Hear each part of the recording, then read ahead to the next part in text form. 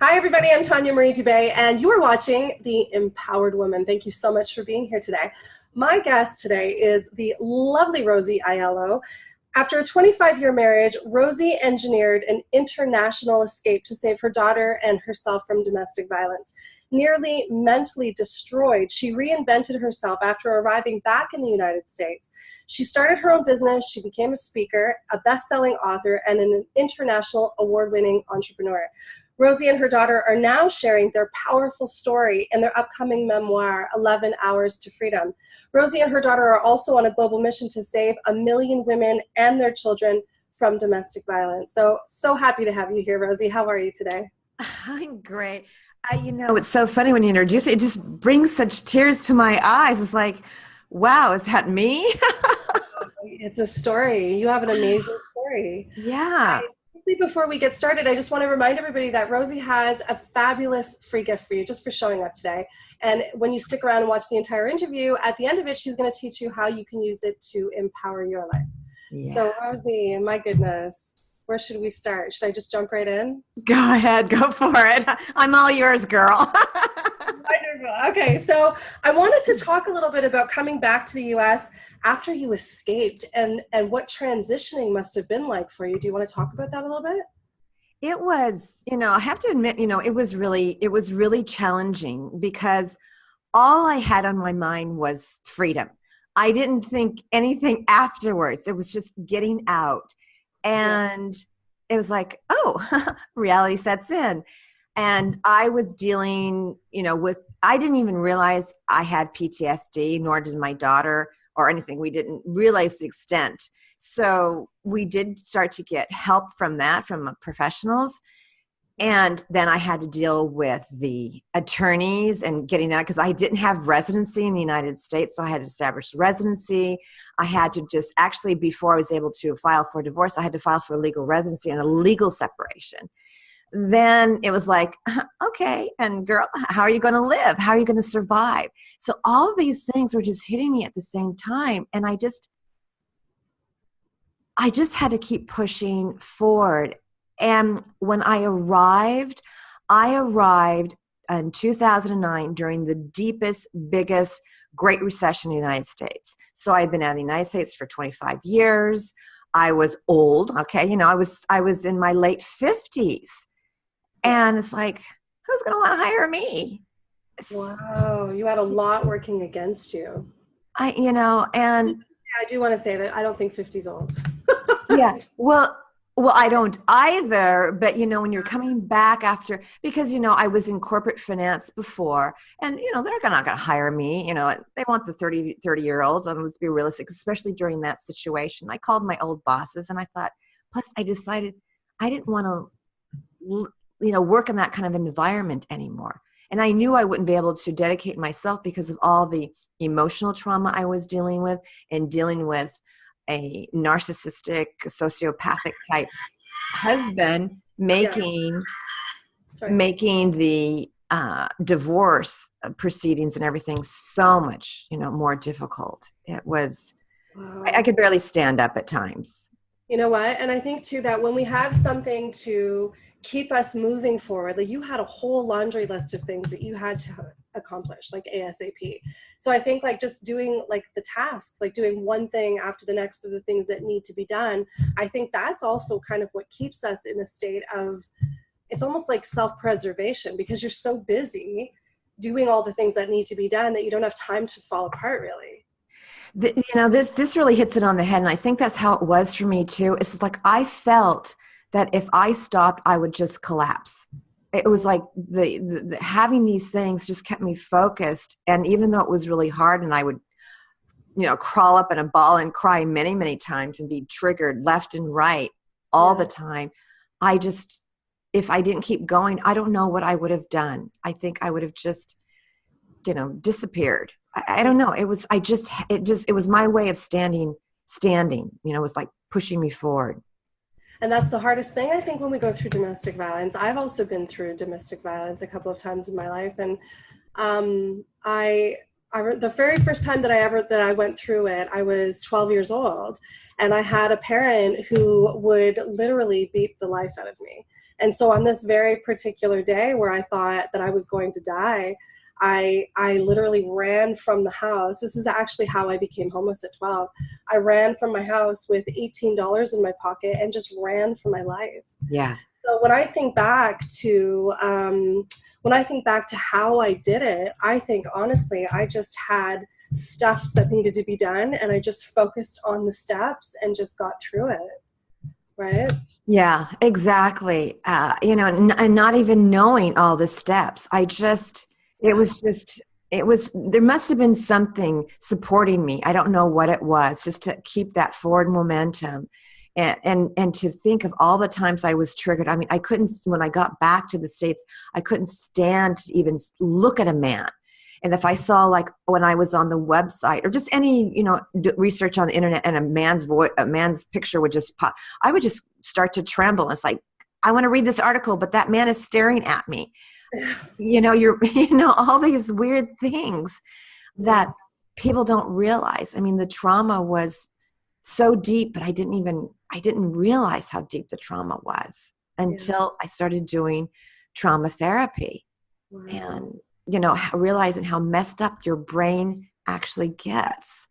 You know what I think too? I wonder about this. It just occurred to me, but I'm thinking that when the door opens for us to take the step to get out of that situation, when that door opens for us to go, that's you listening to your intuition. And I really do think that there's another element to that. That's spiritual, that's divine, that's walking with you through it, because you took the opening, you walked through the door, right? I got to such a point of desperation. And when my daughter said, "Mom, get me away from my abusive father," it's like, Mama Bear is protecting her cub. And it's like, nothing was going to stop me. When I got into that mindset that I'm doing this, there was never a doubt in my mind that I wouldn't succeed. It was not in my consciousness, and I didn't realize that till much later. I go, God, I never doubted that it wouldn't work. And when I look at the details of how it could have fallen apart 20 million times, but I just never allowed it. Yeah. But I didn't know anything about consciousness and spirituality. I didn't know any of that stuff because I was living overseas. But it was really amazing that it was not an option to fail, this escape. Wow. Gosh, I love that. Yeah, you didn't have an option to fail. And when you have that mindset, literally, I think nothing will stop you, because this is what you really believe.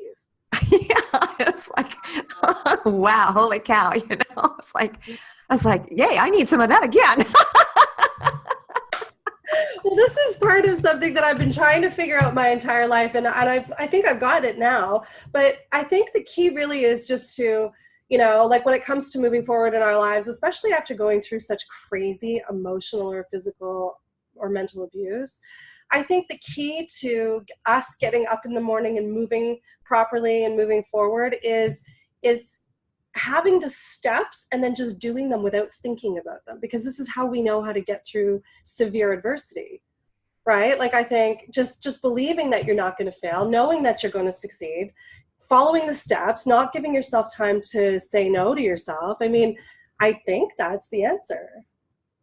Well, that's what I'm doing again. So I'm planning on it, because now I've gone through a lot of transitions since I've been back in the United States. Yeah. But now that I'm on this new mission, it's like, of course it's going to work. There's no option to it not working. Yeah.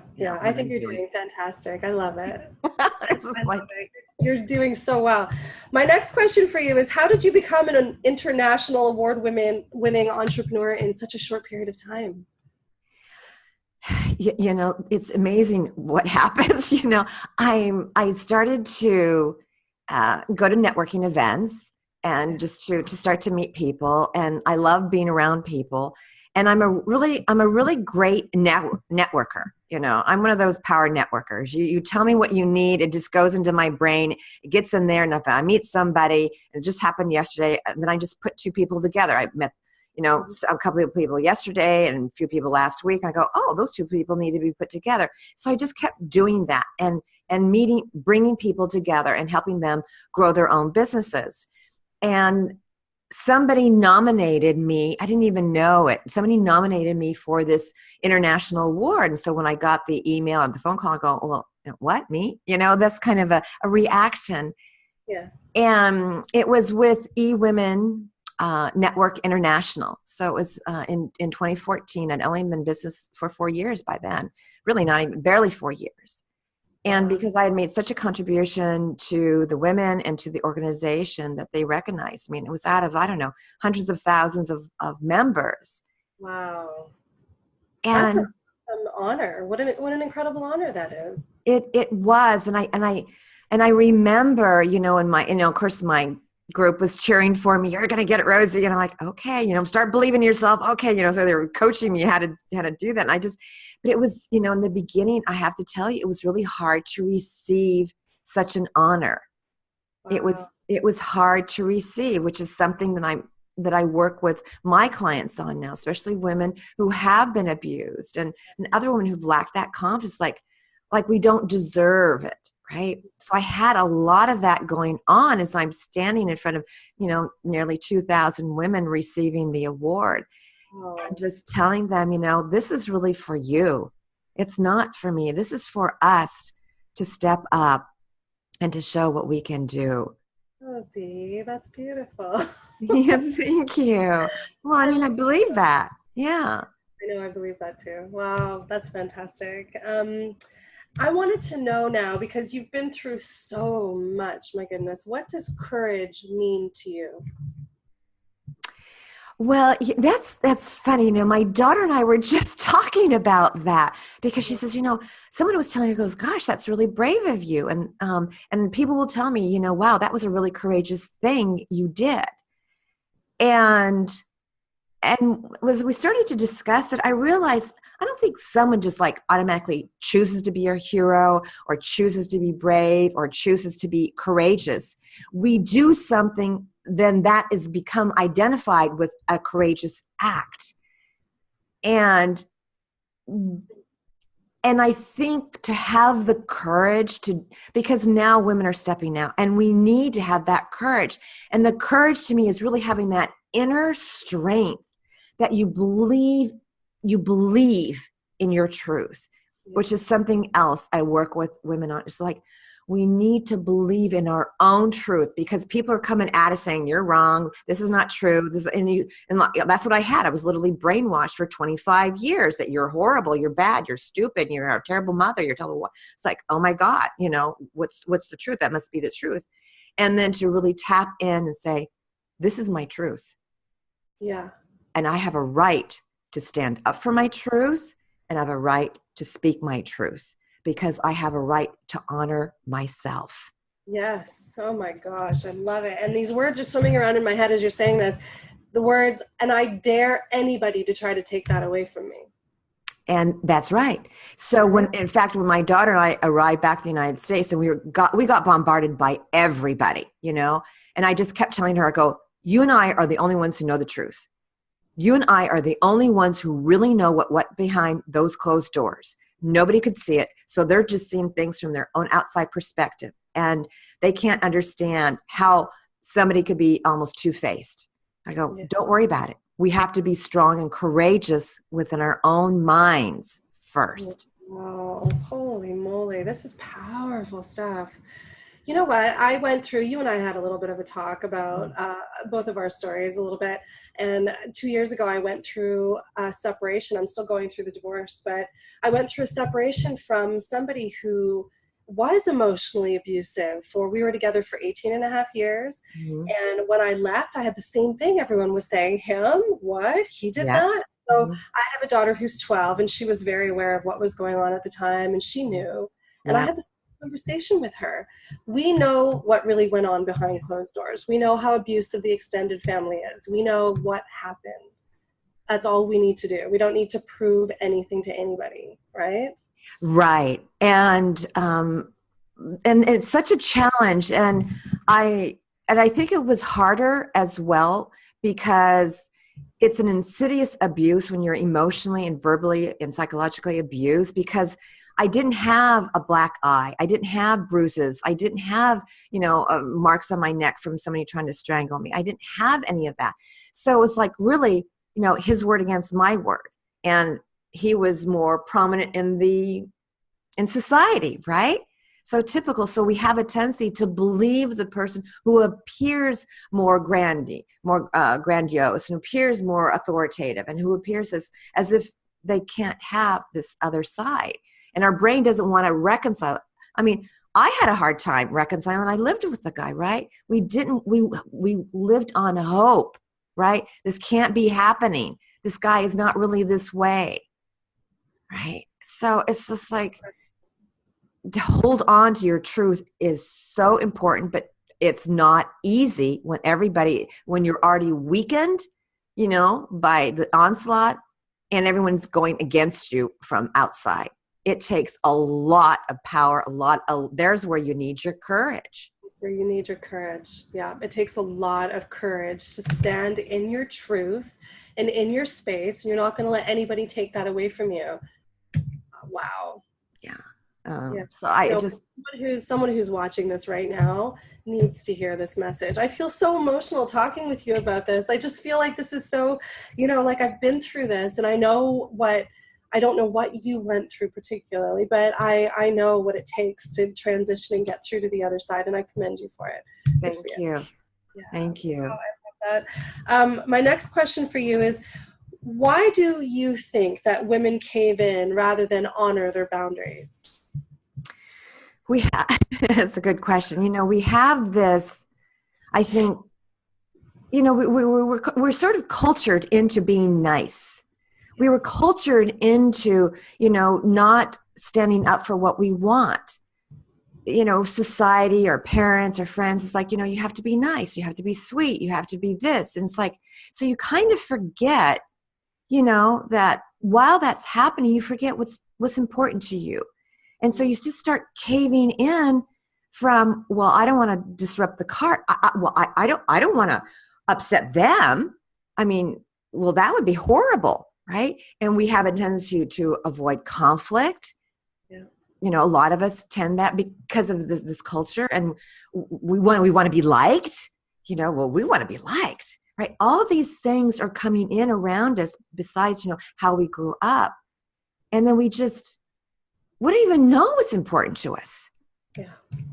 Right? We don't even know what's important to us. So we just start caving in one thing after the other. And we don't realize we're caving in until it happens. And then we start to feel, it's like, this doesn't feel right, but you don't even know why at that stage. You don't know it's because you've been caving in. You don't know it's because that you don't even honor your boundaries, your values, because you don't even know what they are.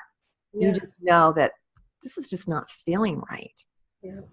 I grew up like that. I grew up with the idea that I was there to serve. Yeah. The boys in the house that I grew up in. Right. So there were like 7 boys and me. And I was sort of like my foster mother's helper. So like at dinner, I had to serve everybody. I wasn't allowed to complain. I wasn't allowed to have an opinion, really. I wasn't allowed to be, have creative input. Mm-hmm. Nothing. I wasn't allowed to have anything, but I'd see the boys getting away with everything. Yeah. You were invisible. Yeah. It was like you were invisible. You're not important. Your ideas weren't important. Your opinions weren't. I mean, the same thing. I was not allowed to voice any opinion that was not congruent with what my husband wanted. Nothing. Because then he would just start screaming at me, and then or he would insult me, put me down, something to crush my voice. Oh my gosh. So then I just started not talking anymore. I just started not saying what I felt. It was fruitless. I had the opposite effect because I think domestic violence for me happened so young, and I was on my own for so long that I became a very strong person very, very young. So when my ex-husband would punish me for having a different opinion than his, narcissists are like this, right? Yes, they punish. So when I'd have a difference of opinion, he would publicly try to humiliate me in front of other people, right? Or try to take my power away from me by discrediting me in some way. Like, it was bizarre behavior. I just think that's, and if I was going through that for the very first time at my age, I could see how, that would have been debilitating, because it would have taken my voice away for sure. It would have. Yeah. Because it's embarrassing. Yeah. Well, it is, and for me, it was a survival tactic, because it was like adding fuel to the fire. It's like if I said anything and he would just blow up at me even more. And my mind was like going, what's going on here? Or if my daughter were present, then he would say, you're traumatizing your daughter. And I'm going, oh my God, are you freaking kidding? And in my mind, of course, I'm saying, you freaking kidding me? You're the one putting me down. You're the one screaming. But that was his way of controlling the situation, putting pressure on me to shut me up, because he knew, well, I would not want to traumatize my daughter. So I shut up. My gosh, that's horrible. Wow. Good for you that you left. Can you imagine if you were still in that situation? I don't know. Well, I don't know if I would be alive. Yeah. Truly. I don't know. We were both on the brink of suicide. Because it was just, I call it my own personalized terrorist camp. We were living in terror inside this camp. I lived in the Middle East. I know what political terrorism is. And I also know what family terrorism is. And this is sort of my little thing here. It's like, what I believe to be true is that women living in any kind of abusive situation, whether it's verbal, financial, physical, whatever it is, you are being terrorized. Like, let's get real here. To me, abuse or domestic violence, they don't even say enough. Now, I wasn't physically abused except for a little bit. I'm discounting that. Oh, well, I was only physically abused for a little bit. My editor. I know why you're doing that, though, because the monstrosity of the emotional abuse, it was so big compared to the one or two little things he did physically. Yeah. I get that. Yeah. I mean, when you are destroyed from the inside and you don't even know what's happening to you, it's like a cancer that eats you and you have no idea what's happening. Somebody explained this to me the other day. This was really interesting. He was talking about narcissism and when it happens to you in your home. So he explained this, because I'm going to mention this because you mentioned like a concentration camp, right? Mm-hmm. So he mentioned it like that. He said, if you take like a typical environment where it's horrible and it's all this pressure and stress coming at you, you're a prisoner in this camp, they'll take out that whip or whatever and they'll beat you with it. And I mean, it's just like, that's the way that, a concentration camp goes. Living with a narcissist is the same environment, the exact same thing happens. They beat you with the whip, but then they say, no, I didn't beat you with the whip. I grazed you with the whip. Oh, no, that wasn't me hating you or mistreating you. I love you. Yeah, see, that's the difference, but on top of that is like, when you're a POW, when you're a prisoner of war, you don't expect your captors to be kind to you, but you're with somebody who you're expecting to love you, to honor you, to be kind to you. So there's this disconnect. Why is somebody who is supposed to love me, be my support and protector and partner, why is he doing this? And then to my daughter, why? There's a disconnect. So you have an expectation, a valid expectation, that your husband or father or parent are going to love you unconditionally. And not only do they not love you unconditionally, they demean you unconditionally, put you down and then say like, yeah, this is for your own good. Oh my God, I can't even count the number of times I heard, this is for your own good. Wow. Oh yeah, this is for your own good. I'm just, helping you. And oh yeah, Rosie, you can go see the therapist or something because you need the help, and I'm all for you getting all the help you can get. Oh my God. Wow. Isn't that something? See, I think people like this should be in jail just for those kinds of mind games that they play. Oh yeah. Narcissism needs to have a bigger light shed on it, because I really do believe that it's a big of a problem as anybody who's willing to mug you in the street and take something from you. I really do believe that. I don't like that at all. Yeah, I'm all for that, because they are destroying human lives. Yes. And let's talk about post-traumatic stress disorder. Do you know how many people coming out of a relationship with a psychopath, like a clinical psychopath is somebody who has like extreme narcissism, extreme borderline personality disorder, or, you know, any kind of social disorder. But how many people walk out of those kinds of relationships that are business relationships or personal relationships with post-traumatic stress disorder?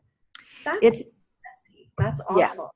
it's astounding. And what happens, you know, as you know, especially women who, you know, they may get in the workplace and they're wondering, why can't I do better? Or they may get triggered. I mean, my trauma was really quite deep. My daughter has complex PTSD because she was younger, and it's like PTSD on steroids almost. Wow. You're triggered, and you don't even, sometimes you know why you're triggered. You're edgy, you're jumping, you're looking around. I mean, when I first arrived, I mean, it was horrible. But it's always, the trauma is always running in the background, and it's your subconscious that's really ruling your decisions. Yeah.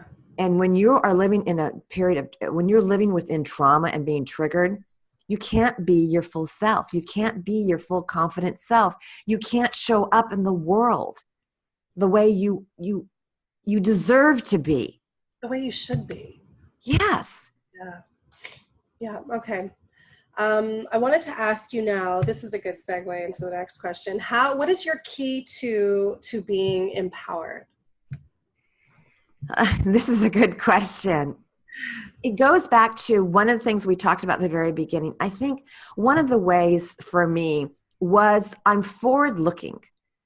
I'm just, I don't, I mean, I remember my past and stuff, but it's just this, I don't know why. I just have this look of going forward. I'm moving forward. I may not always do it well, but I'm moving forward. To be empowered is also to take care of my mental health. And I've done a lot of work. There's just, to me, you know, if you haven't taken care of that, you're going to be struggling. And to be empowered is to surround yourself with supportive people.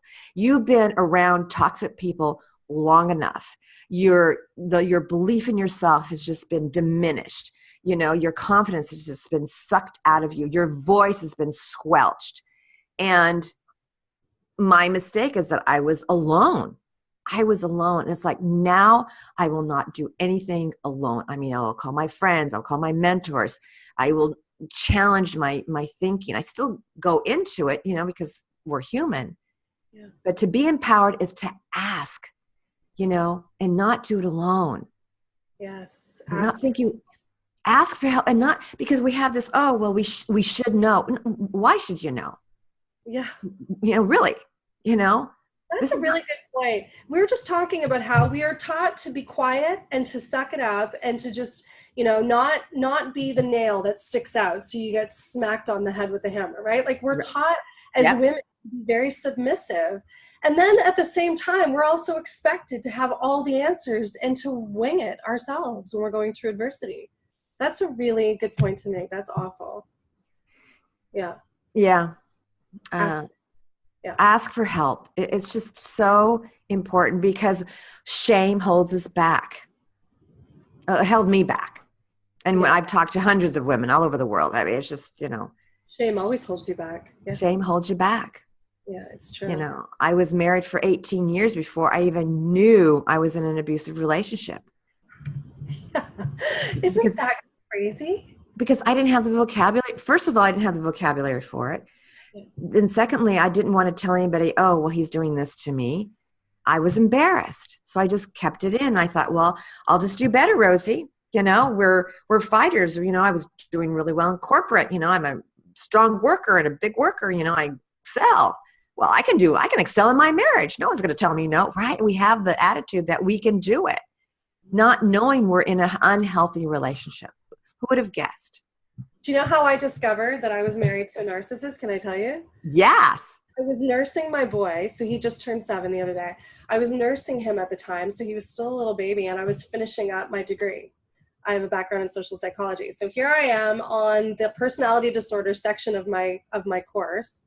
And as I'm nursing him, I'm looking through my textbook, I'm learning, and I look over at my ex, and I'm reading this book, and I'm looking at my ex, and I'm like, oh my God. this is what is wrong with our relationship. He's a narcissist. So I just dug through, and of course, being in university, they give you access to all of these case studies that the regular public wouldn't have access to. So I was just digging through these things, reading them like crazy. And I was like, okay, so now I know what the problem is and that there's no fixing it. I got to go. I got to get out of here. And that's how I discovered. Yeah. Exactly. I mean, I read something, I saw something on, I started to get bits and pieces because again, I was in the Middle East. I didn't, even though I came to the United States, for the summer sometimes, but I didn't have, there was no internet then, where I was. So it was hard to get information. You just think that's the way it is. I think that's the way it is. Oh, man. Let me ask you this now. Take us through how you empower women directly right now in your career. So I go through a program that I'm, excited about. And we really, part of it, in the beginning, I want women to just feel some strength. And first of all, I can do private, but I want to do group because I don't want women to be alone. I don't want women to be alone. So really it's about, strengthening that inner core. It's really getting to know what's important to you. What is important to you? And then when you know what's important to you, it's like, okay, how are you establishing your boundaries? And boundaries are all about how do you want people to treat you? Yeah. And teaching them how to be confident in a powerful way. And this whole syndrome of, we have to be nice. When you're trying to be nice, I'm all for being nice. I'm all for being kind. Those are values that are really important to me. Yeah. But not if you have to give up who you are and your safety. Yes. Yes. Not if it costs you something. And that's the thing, we are nice to the point that it costs us something. And sometimes that something is our life. Because we couldn't stand up, because the threats that were thrown at us, we believed. Yeah. So part of it is also asking, teaching women how to articulate what they want. Sometimes it's like you don't even, you know the feeling, but you can't even figure out what it is. And then to verbally ask confidently for what you want. I was just coaching somebody yesterday for something really to me, it was quite simple, but she was afraid to ask for, I just would like to have a regular time to meet with you instead of having it one time it was, with her coach and things like that, instead of just having it all over. Can we just have a set time? And she was too afraid to say that because why? Oh, I'm not going to be liked. I'm going to be judged. They may get angry at me. There'll be some conflict. Yeah. But we forget about how we feel. Wow. Helping them speak their own and owning their own truth. Yeah. Right? To own your own truth when everyone is saying something differently. Because this is where the courage, all these are little pieces for the courage, right? It's like I'm trying to build this inner person to make you stronger, to believe in yourself, but by these elements. So there are 11 steps to it. And I just went over a few of them. Wow. This is fantastic. Can I tell you how I discovered how to be my truest, most authentic self? And I'm still a work in progress, so I do this every so often. I'll realize I need to do it again. But when I was really, really little, I needed to ask myself, because I didn't have a proper mother. My foster mother I was no longer living there. And I needed to sort things out for myself. So I'm going to credit Oprah with this, because I think Oprah was like my mentor forever, right? She still is, right? Yeah, she's fabulous. But as a young girl, I would look up to her and be like, well, how did she become who she is? So I had to work my magic. So I made a list of all of the attributes and characteristics of a really strong woman in charge of her life. So pen to paper, no typing this. So make that list. What are all the attributes that a strong woman has? And then beside that, I would list all the attributes that I believe I have, right? So everything that makes me the strong woman that I believe I am. And then I would cross-reference them, and whatever was the same, I'd cross off both lists. And what I was left with on her list are the things that I knew I had to work on and I had to become. That's beautiful. And that I would tell myself that I was those things until Hmm. I believed it, Yeah. right? Until I knew for sure I was. That's how I do it. That's beautiful. I mean, for me, it's I think we have to be a constant work in progress, because this is how I see this. It's like, I don't know, like brushing your teeth. You don't just brush your teeth once and expect to have clean, healthy, white teeth. You just can't. But for some reason, we feel that, as we're doing this personal development, that, oh, well, we do it once and that's it. But there's so much negativity coming in at us all the time. We do our own share of criticizing ourselves, calming that inner critic Yeah. is a really tough thing. And then somebody might just come from the outside and say something. You're just, when you might get triggered. So we have all of that coming to us all the time. The news, oh my God, just listening to the news brings in negativity into your consciousness. So Yeah. we have to work on ourselves to offset that.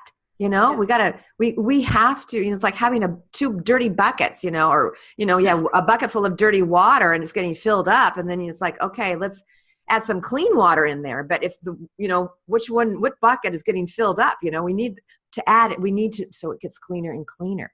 And you Yeah. can't do it once because it's happening all the time. Yes.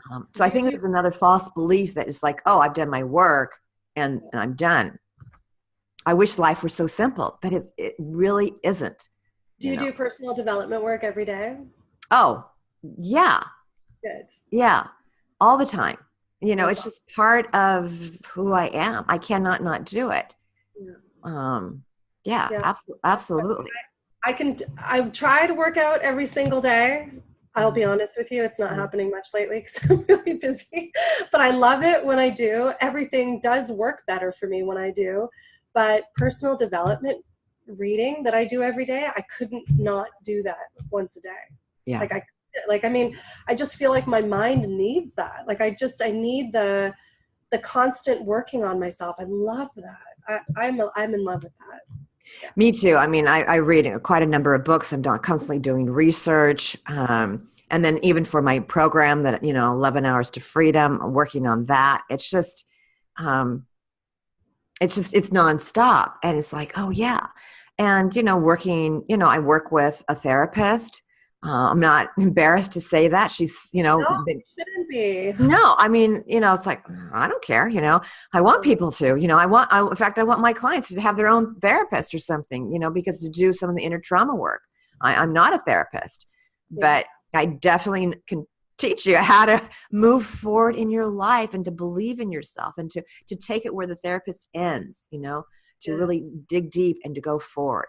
And to move forward. And this is the difference between therapy, just for anybody who might not know the difference, but going to a therapist versus having a coach. A therapist will work on the background part of what's gone on in your life, and a coach will move you forward. Mm-hmm. And I really do prefer coaches now in my life, but I did need the therapy when I did need it. And I'm grateful for that. Yeah. Yes. Yes, yes, yes, yes. So Yeah.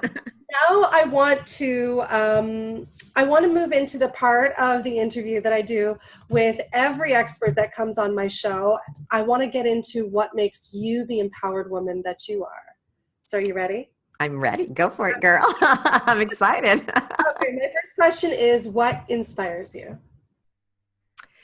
Oh my gosh, I could just feel tears coming to my eyes when you when you asked me that. Geez. I'm writing my daughter and I are writing our memoir. And the thing that just inspires me, because we have a global mission to save 1 million women and their children from domestic abuse, this family terrorism, as I call it. And that's just what inspires me every day. And it's what keeps me going. And this is like that, crazy mission, goal, but it's like, I'm going to do it. I'm not expecting it to happen tomorrow, but it's going to happen. Yes. Um, so that's what inspires me. Wow, I really want to talk with you some more about that offline if we can. I want to be a Yeah. part of that. I want to be a Oh, part of you in some thank way. you. Yes. I want to talk about that with you. Thank you. I'm looking for partners. We, again, can't do this alone, right? It's a And arms thing, and it's mostly with women who've gone through it, and we know the pain, we know what has to happen to get through, and we also know that slippery slope that can lead us down to like the darkest place ever, right? So we want to avoid. Absolutely. Absolutely. I want women to feel that they're not alone. When they feel like there's no way out, we're going to help them. We're going to help them. Oh, Rosie, I'm so happy I know you. Okay, good. Thank you. My next question for you is, how do we live an awakened life? This has been a process for me, and it's so important, of being mindful and knowing you have a choice. You have a choice in life, and to make conscious choices. And sometimes the choices are not always easy, but I think to be awake and is just to create the awareness of what's around you and that you have a choice. And we know that no change can happen until an awareness happens. And sometimes, that's why you need somebody from the outside saying, hey, you may think that's your reality, but that's not really reality. Yeah.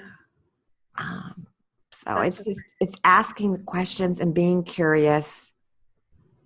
Wow, I love that. Thank you. My next question for you is, what can we learn when we fall down?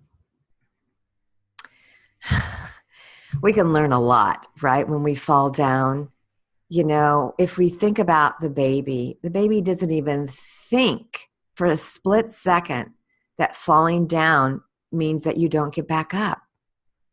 And so many of us feel like when we've fallen down, or we put the other F failure word in front of us, that we start saying that I'm a failure. And it doesn't have anything to do with I'm a failure. It just means that I need to learn something else. I need to do something else. That thing was a failure. That thing didn't work. That thing needs to be something. But to fall down means you're going to just get up, because that's what we do. People get up. People's resilience is actually quite amazing. And even those days when you really don't feel like you're going to get up, you're stuck in bed, you're depressed. It's like, Rosie, you can get up because you've already done the work. You've got it. It's like, there were days when I couldn't get up. There were days when I fell down, and there were days when I stayed down. And I want people to also differentiate between short-term and long-term. There will be moments when you're falling down and you feel you can't get up. But I want you to just realize in the long term, you will be able to get up, and it will be an upward line for your life. Wow, thank you for that. Tell me this, how did you find, and what can you speak about finding the spirit to get back up again? I had different levels, when I first came back to the United States, I could barely see past my nose. I was in such deep trauma. But you know what I said? I said, I left, I escaped because I wanted my freedom, and damn, I'm going to keep my freedom. And so for me, it was like fighting for that freedom. We need to fight for our own freedom. And that's that spirit. It's like I look out of my window every day and I said, thank God I can see these trees. I appreciate my freedom every day, and I don't take it for granted. And it's like, I didn't come this far to not maintain that freedom. Yes. So I was like, you can feel like a little spider spirit in me. It was like, that's what it is. I mean, I feel so passionate about that. Freedom is another very important value for me. It is. When you get your freedom, it's like, there's no sloughing off here. Oh my goodness. I've said that. I think that's one of the things that I picked myself up off the bathroom floor about when it was time for me to get real about staying or leaving my marriage. That was one of the things that occurred to me. I was thinking, you did not come this far to let that guy do you in like this. Yeah. Right? Yes. Like, really, if we really put it into perspective, we don't go through all the things that we go through so that another human being can rip us apart. And it's hard. It's really hard. But if you just keep your focus on, you deserve this, you don't deserve to be treated that way. You don't have to be a martyr. That was something I told myself. I don't need to be a martyr. God bless the people who want to be martyrs, but it's not me. I have one friggin' life to live. And damn it, I'm going to live my life. Yes. Yes. Love it. It's like, I want everybody to be clapping for you right now. Yeah. That's amazing. Okay, so my next question for you is, what is the most difficult, well, okay, I think I know the answer to this, but maybe not. What is the most difficult decision you have had to make in order to pursue your destiny? well, I mean, that first decision, was, really, I don't know how my daughter came to me and said, get me away from my father. Um, and that decision really wasn't that hard because I've been really waiting for that. I think what was really harder when I started, a more recent one is when I started to write my memoir and my whole life and business changed to really move into really supporting this mission. And it was like, okay, I gotta have to say this. I got an ass kicking from God. And he said, look, woman, you know, you're not going to win this argument. I go, but I agreed to write the book. I didn't agree to all this other stuff. He goes, I chose you. Okay. I just literally, and it's like owning that. And now that I've owned it, I mean, of course, God knows better, like really, what was I thinking? I was going to have this argument with them. But, I was afraid. I was afraid because it was so big. I was afraid of everything, so to make the decision to help these women has just been really the hardest. But now it's like, don't stop me because nothing's going to. But I would, I want to relate it to now because that's what's really moving me forward. But it wasn't easy. And, but I think that once we answer our soul's calling, I think that this pain that I'm feeling from you, like knowing, like opening your heart like this to us, I think that is what happens to us because it is so difficult, and it takes you really reaching down into what you've been through, your personal experiences over and over and over and over again. You have to constantly be facing it, don't you? yes. Yeah. And then now people just come to me out of the woodwork, it's like you just attract them. It's like, okay, I guess I'm supposed to be doing this because that's all who's talking to me, That's and the law of attraction. This is where your mind is. You want to help, and you're attracting people to you who need your help. yeah. So Yeah, it's just, I love thank it. you. My next question for you is, what do you think is the purpose of the human experience? Yeah, that's kind of interesting. um, I guess for me personally, is for continued growth, continued growth and to help others. I can't separate the two. I know not everybody is like that. And and it's kind of interesting. This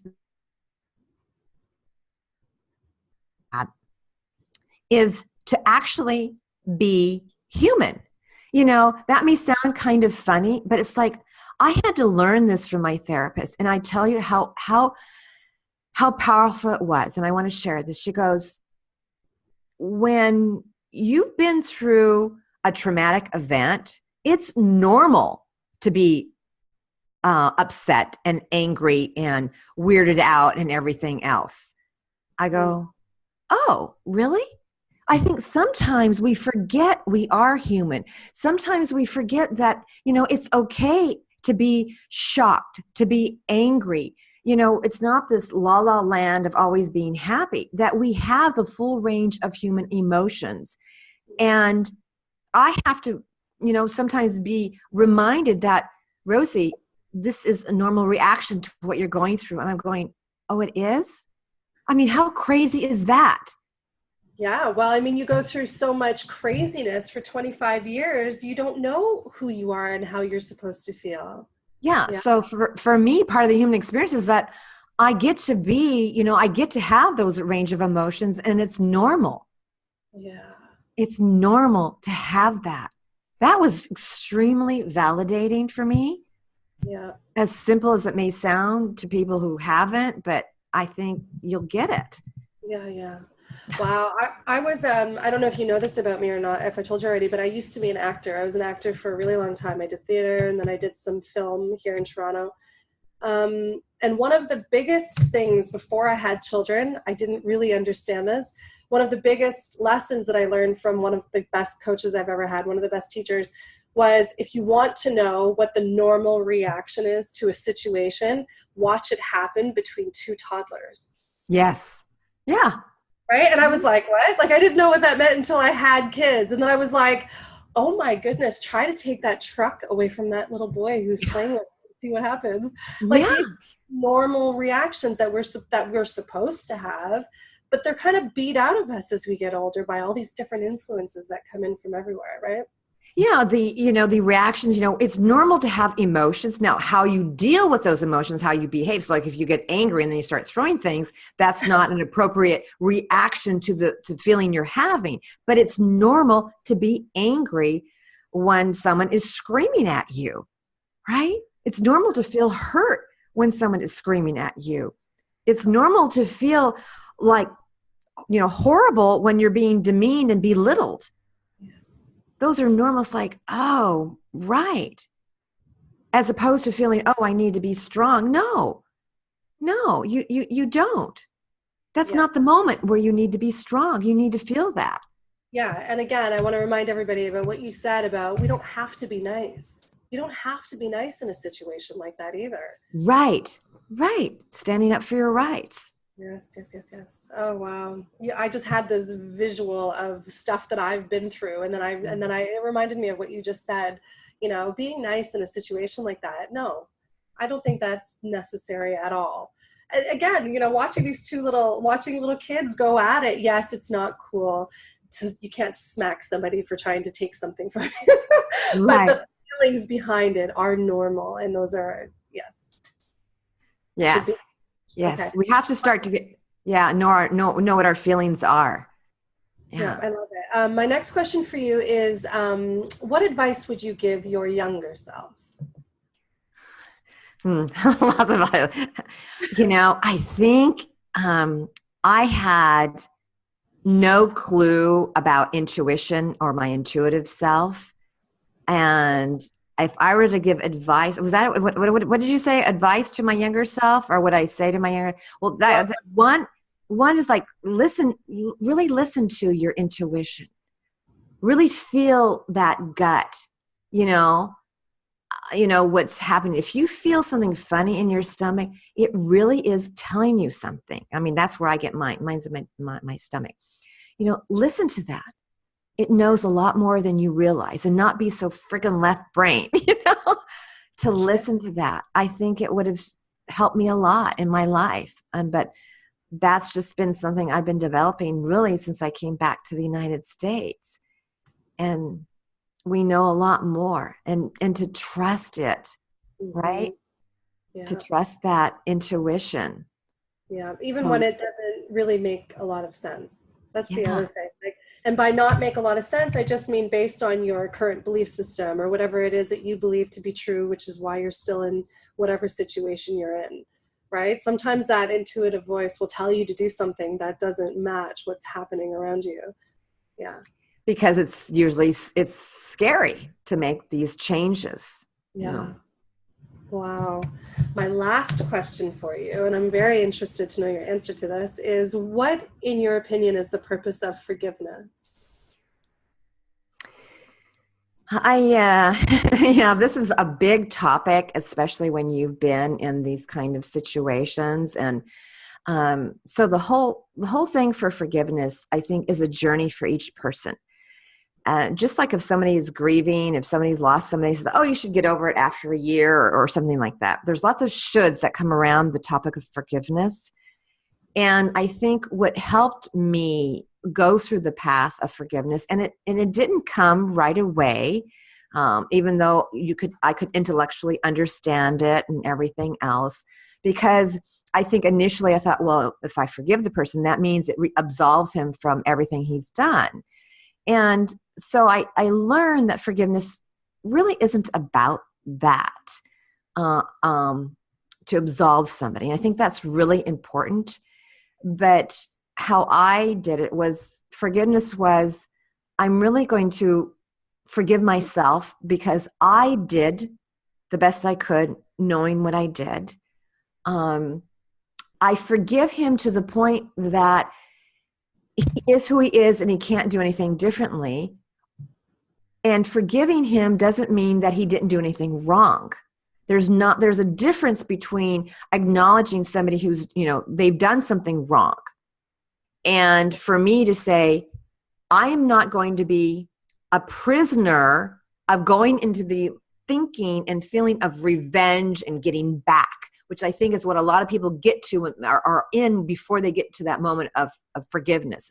So I thought, do I want to keep my energy in that of, getting back and revenge? It's like, no. So I'm going to forgive my past, forgive him for what he did, but I don't have to be with him. Yes. Forgive myself for what I didn't know, and to go into the energy of moving forward. To me, that feels congruent with what I know and how I feel. Yes. But not to ever think that what he did was okay. I will never, ever think that. And no one will ever tell me that it is okay what he did.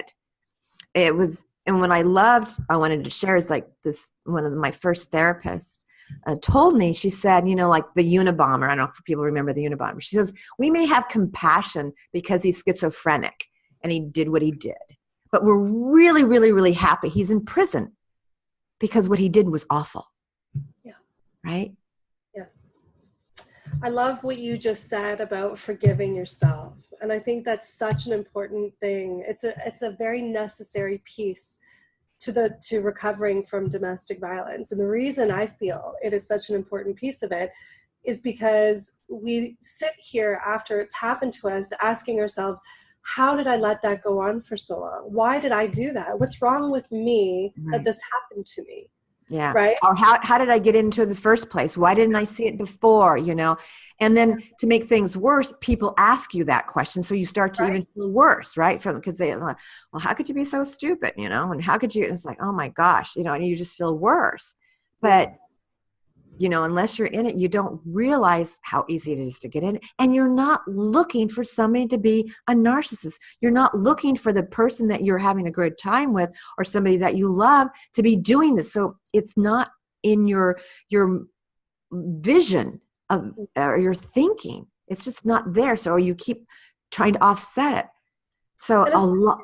When you have children with somebody too, this is not a relationship like your relationships before that where you think, well, if this isn't working out, I'm just going to leave. Yeah. It's different in our minds because you think, no, this is my marriage. I've got to work this. I have to work this. Yes. Good couples, people who, we have to work on our marriage. So we have this other belief that, we have to work on our marriage, which we do, but they don't. But they don't. Right. Oh, makes me crazy. Talk about this forever, I think. Well, okay, now I wanted to get into your free gift. I love your free gift, and I want you to tell everybody how they can use it and what it's called. Well, we were talking a little bit earlier about how difficult it is for women to articulate what they want and then to ask for what they want. And it's so important as far as getting your voice back. And so the gift I have is how to ask confidently for what you want. And I have, several steps in there and several options and ways to get to it. And I have what I call the sandwich ask strategy. And again, I was talking to a client the other day of how to use that. When remember I was telling you that they were afraid to ask. I go, well, just start with something that's, positive, and then go into what you want to ask. Then ask them, is that something that you can do? And then just thank them, and especially thank them when they deliver. And we have to just start with little asks, So you go to 11hourstofreedom.com/gift to get that. And you will also, when you get that, then you'll start carrying more information. You'll get information about the memoir, 11 Hours to Freedom, which is the story of my daughter and my life, about our international escape and our journey of healing and freedom, and now creating this global movement to save 1 million women and their children. So I Love that. just thank you. I'm just passionate about helping these women reclaim. It took me a long time. And it's like we can short circuit, what took me. Absolutely. That's what I was just thinking. It takes, when you go through this, it takes so long for us to get through this tunnel, because we're kind of like just going at it ourselves and trying to figure it out as we go along. So yes, cutting that time down into less than half if possible would be absolutely a dream, because then everybody can get on with their lives, right? Yes. Well, exactly. That's my mission, is to help women just, like reclaim your voice, your confidence, and your courage. So you can have a joyful life and a prosperous business that you deserve. Yes. We also talk about deserving. You're right, that you deserve, because you feel like you don't deserve anything. It's like, yes, you do. Yeah. You You deserve it don't. all. You deserve it all. You deserve to be treated with kindness. Yes, yes, yes. Rosie, I want to say thank you so much for this interview. I love our conversation. I was like holding in my tears. There's so much of it. I love connecting with you like this. It's Oh, me tragic too. that we have this in common, but I'm glad that we do, because it's brought us together too, right? Yes, it's just been such a delight. Thank you for having me, and to your listeners, we bless them and hope that they benefited from today. Absolutely. Thank you so much. I wanted to remind everybody that if you love this interview, if there's some part of this that speaks to you, or you feel like you can use this advice or encouragement to change your life in some way, or to help somebody that you know, please hit reply to this email and let us know what you think. We would love to hear your comments. I will send everything you send to me over to Rosie so that she can also benefit from it and possibly even reach out to you herself. So thank you again to everybody for watching this episode of The Empowered Woman. I'm so happy you're with us. This is the place to come to learn how to challenge your fears, how to powerfully live the life you want, and step into your influence. So thank you everybody so much. Thanks again, Rosie. Thank you. Awesome. Take Bye.